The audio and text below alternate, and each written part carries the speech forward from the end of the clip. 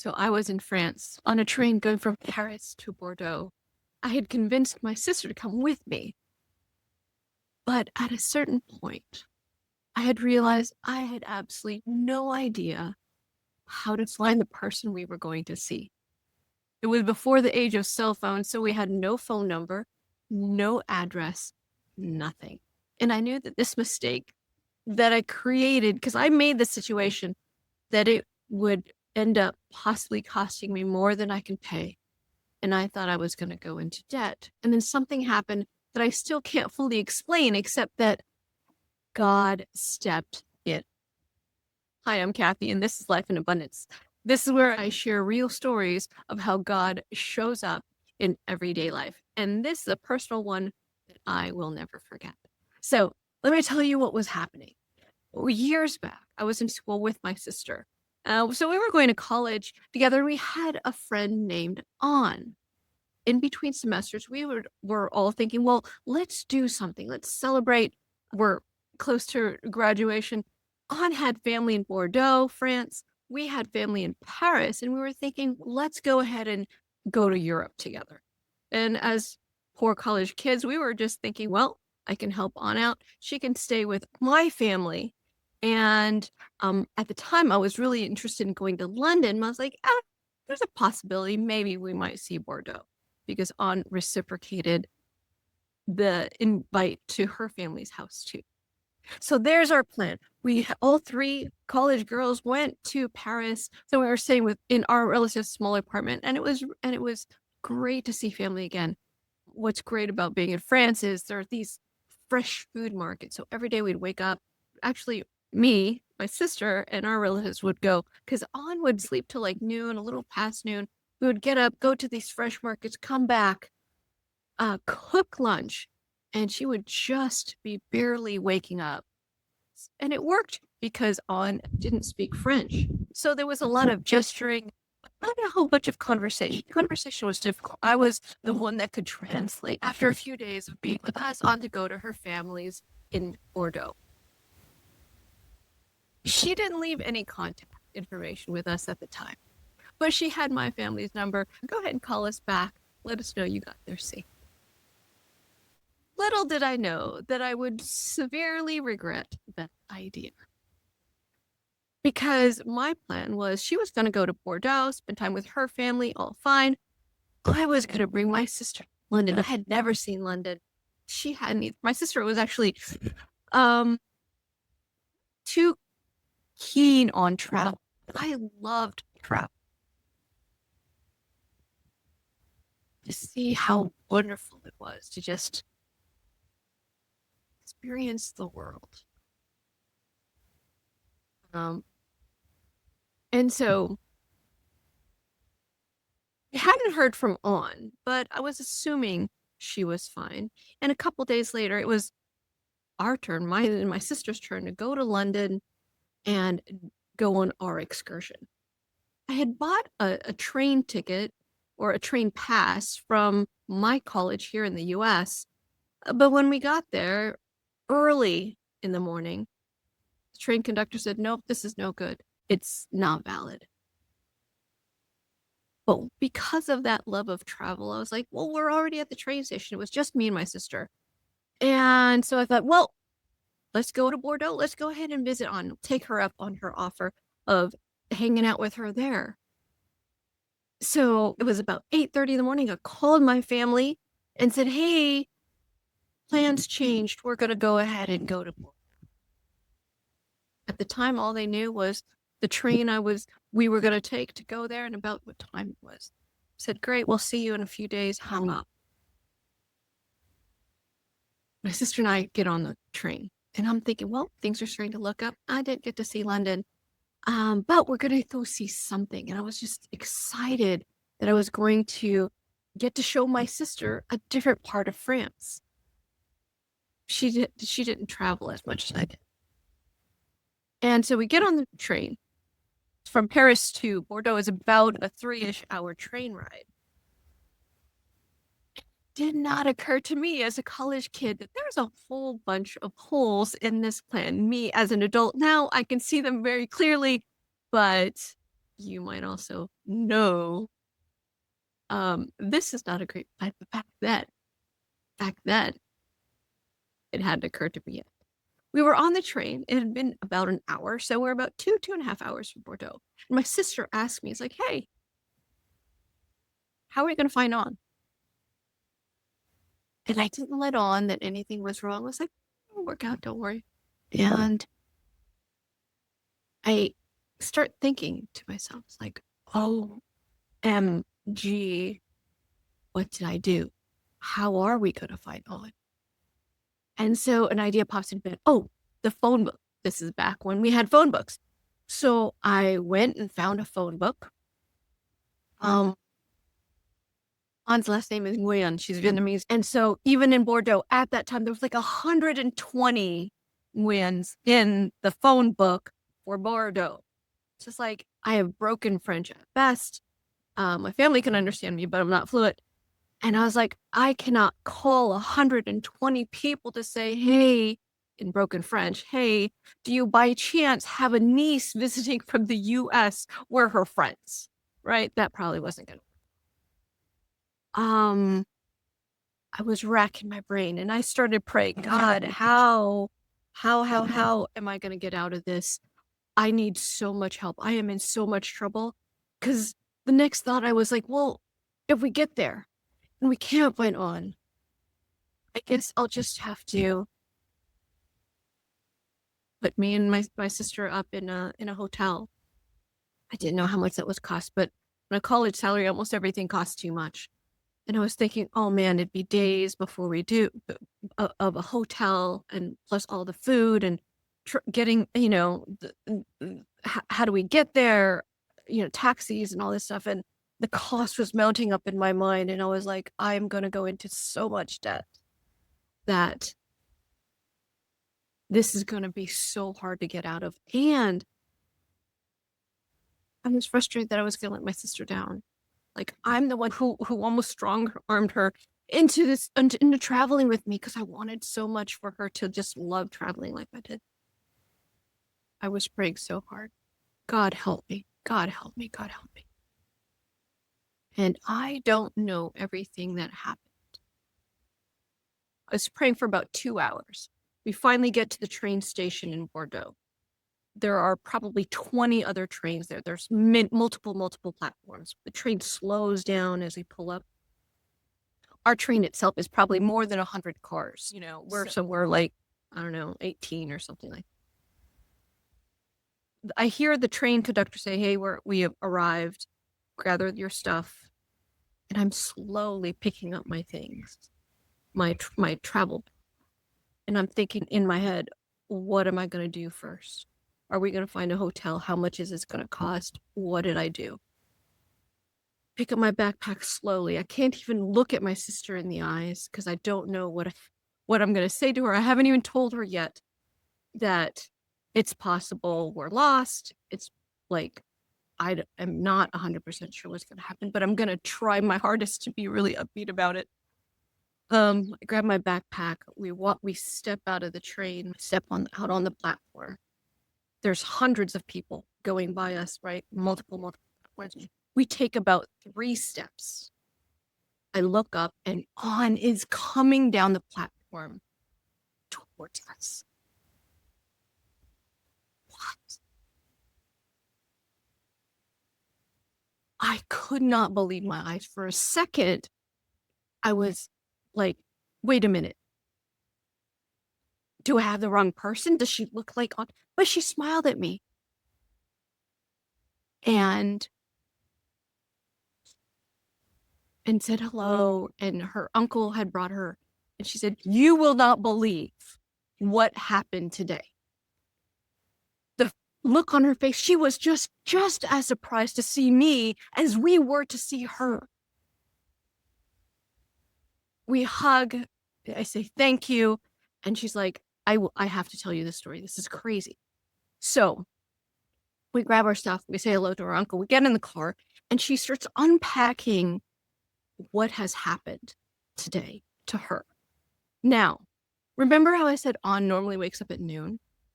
Well, in Bordeaux, it's still the same time, but she's like, she was having a nice dream. She was asleep.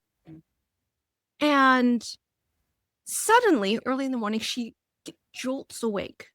And even though she had been in Bordeaux like a couple of days, she realized that she hadn't called back to my family to say that she arrived safely. So she just gets this idea, oh, let me go ahead and call and let them know I'm here and everything's fine.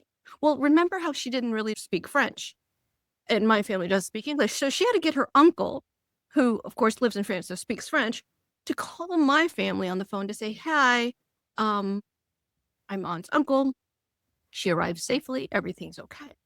And so my family had gotten the call, remember, from me in the train station and said, Kathy and her sister are on their way to you. Wait, what? And so they start getting the download of what's happening, that we're already on the train coming towards them.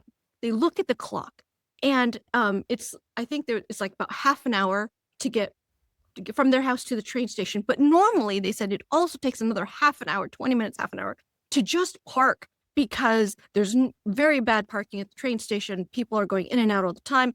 And in the more than 10 years that they have lived there, they have never spent less than 20 minutes parking. And usually you have to park really far away and then walk in, so it takes more time. So they look at the clock. It is like half an hour before our train is probably going to arrive. And he's like, we're not going to make it, but let's hurry up. So Aunt and her uncle just jump in the car, start striving to try and find us. Because we didn't have our cell phones and everything like that like we do now. They are guessing what time we're going to come in. And so it just so happens that exactly when they're driving by the train station, somebody else is pulling out. So they get a primo spot right in front of the train station. Never happened in 10 years before. They are able to park exactly, stop the car, start running into the station. Now, remember, there are like 20 platforms of trains. They said they didn't even have enough time to look at the board to see which one our train was. They just picked one and started running down the platform because they knew they were so short on time. And it just so happened to be the exact platform my sister and I were coming off of at the exact time. They were running down the platform this way. Remember, we were not on the first class car. We were ways down. We were coming out as my head was down as I was climbing out of the train, not even sure what I would tell my sister. I had taken a few steps. I looked up, and that's exactly where Aunt and her uncle were. God met us.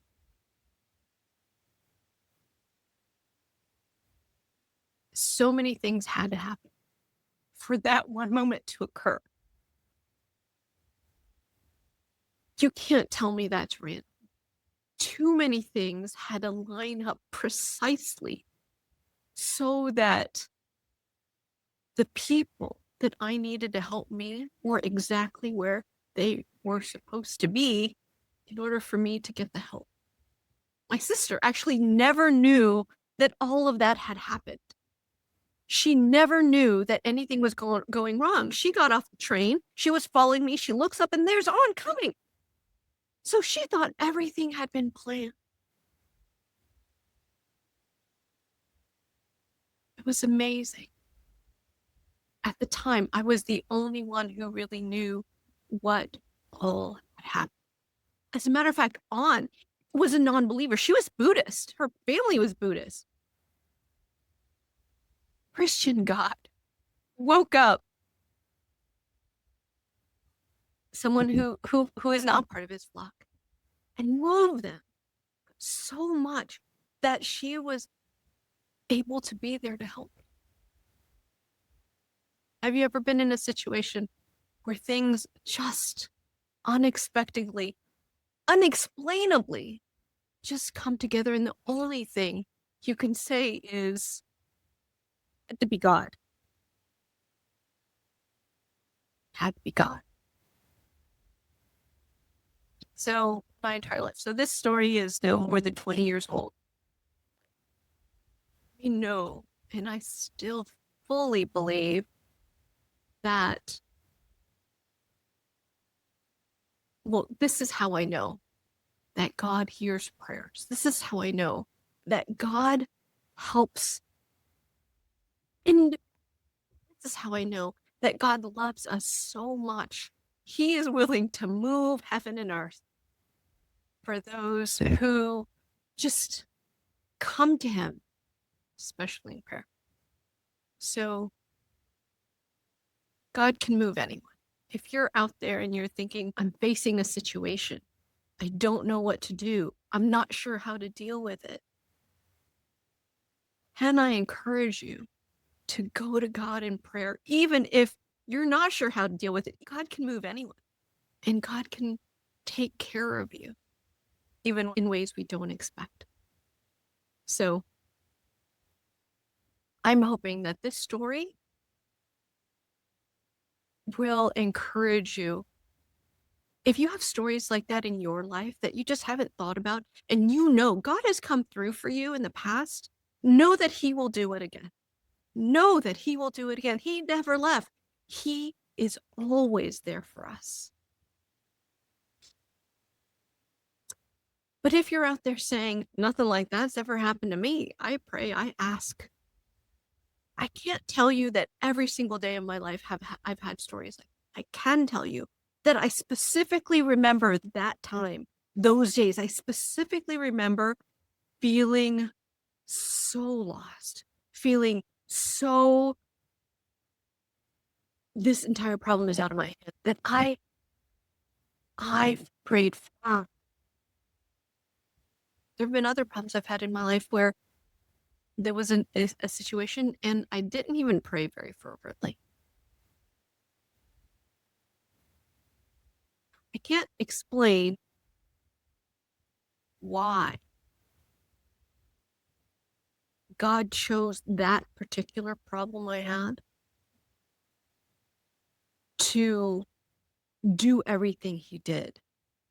I can tell you that, like other problems I've had, sure you've had problems too, where like you just don't feel the that power in your spirit to pray, that faith that day faith just rose up in me. I was in so much distress about the situation. I didn't want to let my sister down. I didn't want to go into debt. I just thought the whole thing was going to be so much trouble. But there was something in me like that I can only describe as faith that would rise up like, please God, please, please, please. And he was there. So if you've ever wanted a God who could hear you, who could answer prayer, who could be there to hold you up, to snatch you out of hard situations, I encourage you, if you have never tried, or if you could try again, to call on Jesus, to try Jesus. I had said that On was Buddhist. Well, my family had a long time ago also been a Buddhist. I grew up in Buddhism too. But I started learning about Jesus when I started becoming a school-age kid and throughout different things in my life. He proved that he was there. I didn't get angelic beings showing up. Oh, thus saith the Lord. I think that's not what happens. I know that happens to some people. It didn't happen to me. But I can feel sometimes when faith rises. So if you want a God who can hear your prayers, who can move on your behalf and do things for you, not because you're just going to sit there and do nothing. No, that's not what happens. But when you've done all that you could do and you need help, God can be there. So if this story encouraged you, I hope you subscribe and come back for other stories of faith that we will share, because in the future we'll share other stories like this and what it's meant in my life. Because now, after I went through that, there is nothing anyone could tell me that says, no, God doesn't hear, or no, God isn't there. Because God shows up for me and things like that. There's nothing anyone can ever say to me that would convince me otherwise. So if you would like to know Jesus, ask him into your heart. Say, Jesus, please help me. Show me that you are there. Help me to know you. And if you say that prayer, it doesn't have to be difficult. He will show up for you. If you like this video, like and subscribe. I hope to see you again soon.